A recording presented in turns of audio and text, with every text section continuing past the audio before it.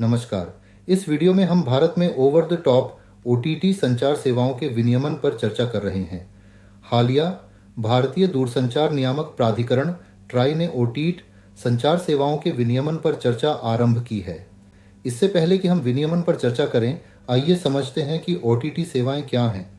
OTT या over the top सेवाएं उन ऑनलाइन सामग्री प्रदाताओं से संबंधित है जो स्ट्रीमिंग मीडिया, मैसेजिंग ऐप या इंटरनेट आधारित वॉइस कॉलिंग सुविधाएं प्रदान करते हैं, जैसे नेटफ्लिक्स, अमेजन प्राइम आदि। ये डेटा के उपयोग पर बहुत अधिक निर्भर हैं और भारत में विशेष रूप से कोविड-19 महामारी के दौरान तेजी से लोकप्रिय हुए हैं।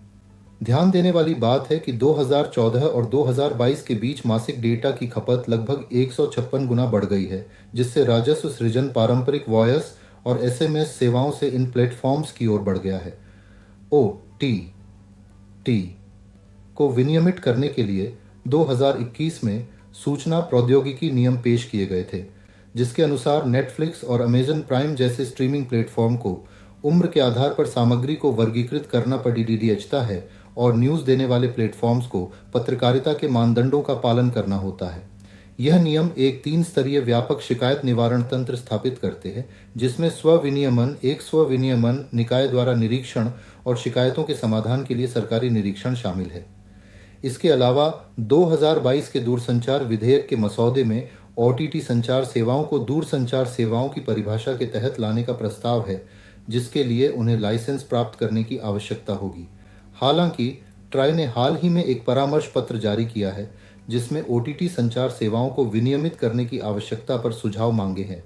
ट्राई ने हितधारकों से ओटीटी सेवाओं की परिभाषा, दूरसंचार सेवा प्रदाताओं टीएसपी और ओटीटी सेवाओं के बीच लागत साझाकरण के प्रस्तावों पर भी सुझाव मांगे हैं। आइए दूरसंचार सेवा प्रदाताओं टीएसपी और ओटीटी सेवाओं के बीच वर्तमान मुद्दे को समझते हैं।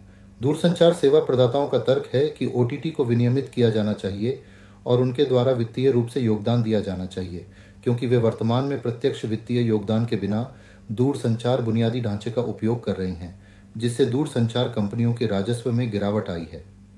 Cellular operators association of India ने इस संदर्भ में एक नीतिगत ढांचे पर सुझाव दिया है, जो नेटवर्क विस्तार और सरकारी राजस्व में बढ़ोतरी के लिए बड़े ओटीटी प्रदाताओं से उचित योगदान की मांग करता है। ओटीटी सेवाओं को विनियमित करने के अन्य समर्थकों का तर्क है कि ग्राहक डेटा जैसे विषयों पर ओटीटी सेवाओं का विनियमन होना चाहिए। हालांकि इंटरनेट और मोबाइल एसोसिएशन ऑफ इंडिया जैसी संस्थाएं उपभोक्ताओं के लिए दोहरे शुल्क और नेट तटस्थता के संभावित उल्लंघन के डर से लागत साझाकरण तंत्र का विरोध करते हैं। आगे बढ़ने से पहले हम नेट न्यूट्रलिटी की अवधारणा समझते हैं। 1. नेट निरपेक्षता इंटरनेट सेवा प्रदाताओं या सरकार द्वारा भेदभाव किए बिना सभी इंटरनेट साइटों के साथ समान व्यवहार सुनिश्चित करता है। 2. यह इंटरनेट सेवा प्रदाताओं को कुछ ऑनलाइन सामग्री को अवरुद्ध करने, रोकने या प्राथमिकता देने से रोकता है, जिससे सभी वेबसाइटों, सेवाओं और अनुप्रयोगों तक समान पहुंच सुनिश्चित होती है। 3. नेट तटस्थता सभी ऑनलाइन सामग्री और सेवाओं के लिए समान अवसर बनाए रखते हुए इंटरनेट पर प्रतिस्पर्धा, नवाचार और अभिव्यक्ति की स्वतंत्रता को बढ़ावा देती है। आइए मूल चर्चा पर वापस आते हैं। इंटरनेट और मोबाइल एसोसिएशन ऑफ इंडिया जैसे संगठन चुनिंदा प्रतिबंध का विरोध करते हैं। इनका सुझाव है कि मौजूदा नियम पर्याप्त विनियमन प्रदान करते हैं।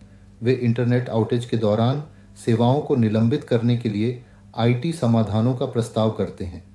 अंत में नेट न्यूट्रलिटी जैसे सिद्धांतों को बनाए रखते हुए इन चिंताओं को संतुलित करना भारत के विकसित हो रहे डिजिटल परिदृश्य में एक महत्वपूर्ण चुनौती है।